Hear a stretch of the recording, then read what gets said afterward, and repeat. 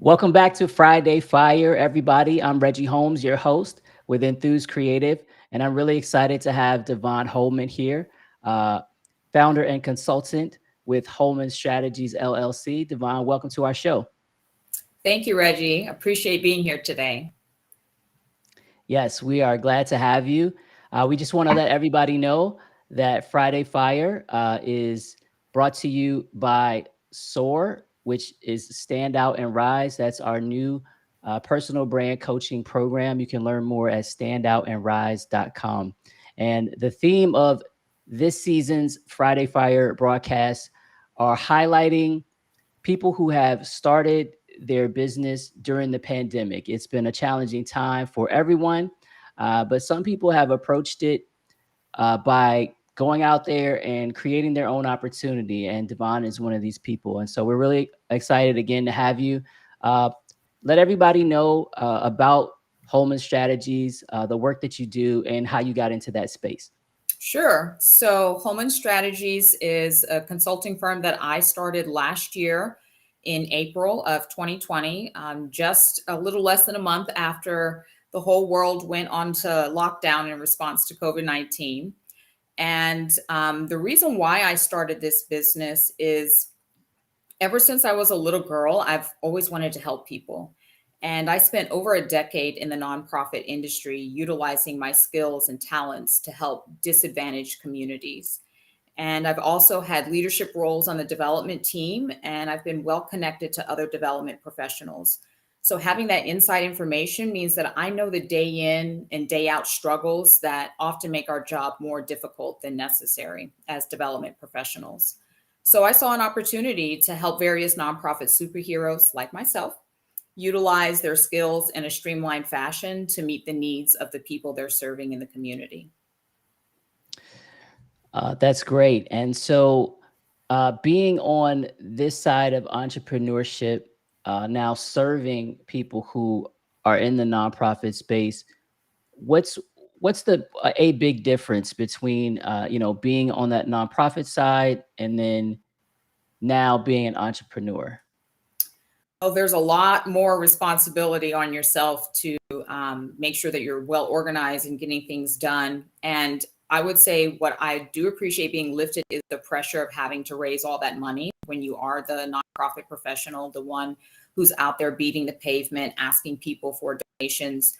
I'm not doing that now on this side as a consultant, but I do enjoy helping guide people through that whole process, making it a lot easier for them, giving them ideas and strategies that they hadn't thought of themselves, to be able to be successful in their goals. Excellent. And you mentioned nonprofits. There's obviously many different types, serving many different types of people. Is there a particular target audience within the nonprofit space that you're looking to work with? That's a great question, actually. I have a strong background in working in the homelessness sector. However, I'm open to working with any type of niche market within the nonprofit community. One of my current clients is actually a Christian summer camp. So I don't have experience working with camps, but this has been a really great opportunity for me to gain some experience in that realm. In particular, like, who do I like to work with? Within the nonprofit sector, I like to work with executive directors, directors of development, or any member of the development team, as well as board members, the fundraising chair in particular. And these nonprofit leaders are part of an organization that has an annual budget of about 500,000 to 4 million a year.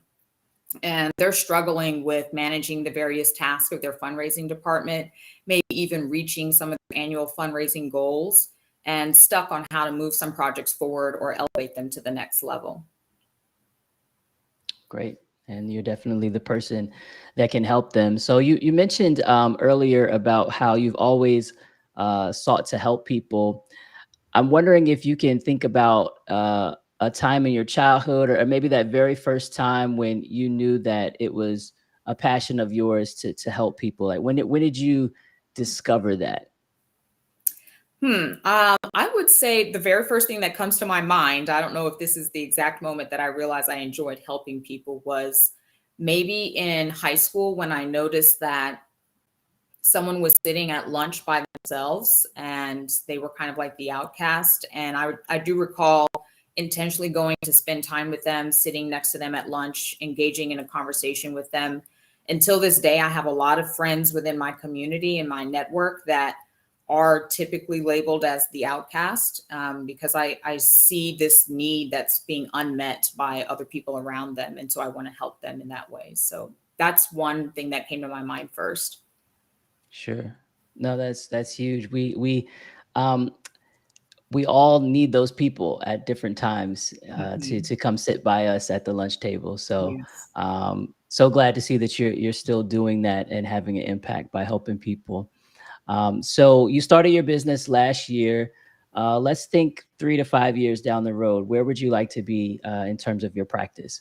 Sure. So I think it goes without saying that within 5 years, 3 years, even sooner, I want to have the capacity to help more organizations within a 12 frame. I would like to serve about 10 different organizations each year, but not just helping them reach their goals, but strengthening their partnerships and helping them reach more people in the community through their mission.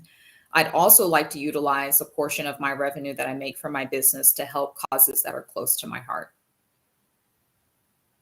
That's excellent. So we're not just about information. The FYI and Friday Fire is about information, right? We like to tell people about these businesses that are doing great things, but we also like to celebrate success. So looking back over the past year in business, let us know, one of the biggest lessons that you've learned along that journey, and then one success story that you've had so far in your business. Sure. I would say one of the biggest lessons that I've learned is that I have to ask a lot of questions, and asking lots of questions is going to take me very far and fast. I also learned that I have to ask questions of the right people because that's going to be poignant. So I know we're all familiar with the whole old adage that there's no stupid questions. Unfortunately, there are some people out there who think that there are. So I've had to discern which professionals and potential mentors had the right character to not only answer my questions, but help guide me in the right direction. When it comes to a success story, I would probably say that when I landed my first contract after, putting the proposal together and drafting like what we're going to work on, here's the timeline for getting it done, here's how much it's going to cost, and getting that yes, that felt really, really good because I put a lot of work into it. I put a lot of thought into how am I going to be able to help this organization reach their goals. And it has been an incredible relationship working with this client. They're flourishing. I'm really learning a lot from them. I'm also flourishing as well. And I think it's been mutually beneficial for us working together. So that would be my success story in my entrepreneurial journey so far. Okay, great. And we know that there are many more to come. Yes. Uh, Lastly, I wanted to ask you a little bit about your faith. I know that's very important to you in terms of who you are personally and what you do in terms of trying to help others. Can you talk a little bit about how that fuels the work that you do? Absolutely. So if someone were to ask me to describe my brand in 3 words, one of those words would be servant minded. And I say servant minded because I believe that service to others is one of my spiritual gifts, and it informs the strategies, the activities that I engage in that I believe build long lasting relationships, as well as retain devoted partners in mission. And that's something that's very important to nonprofit organizations. I also believe wholeheartedly that when we're focused on how we can serve others in our community and around us, rather than what are we getting out of this partnership for ourselves, we're going to have greater experiences with those people and also yield returns that we could have never imagined. And as you mentioned, my faith is really important to me. I'm happy to share on a personal note that later this month, the day after Thanksgiving, I am part of a team that's going to be traveling down to the Dominican Republic to do a mission trip. It'll be my 5th time actually going on this mission trip. So I'm really excited to have this opportunity in the midst of the pandemic to be able to travel down to the Dominican Republic and share the gospel with other people. That's great. That's great. Well, best wishes on that. Thank you. And the work that you're doing with Holman Strategies, making a big difference in those that are seeking to make a difference in the life of others. So, thank you for that and for sharing with us and our audience today. Lastly, just let people know where they can go to find out more about your business and connect with you to talk about opportunities. Absolutely. So you can find me online at www.theholmanstrategies.com. That's my last, the word the, THE, that my last name, HOLMAN, and then strategies.com. You can also send me an email, Devon Holman at theholmanstrategies.com. I'm easily reached there as well. And you can also contact me through my website if you happen to do that. Excellent. Last question. I know I said the last one was the last one, but uh, so your name is unique, and I was just wondering if there was a story behind your name, if there's a special meaning, anything like that. I wish there was.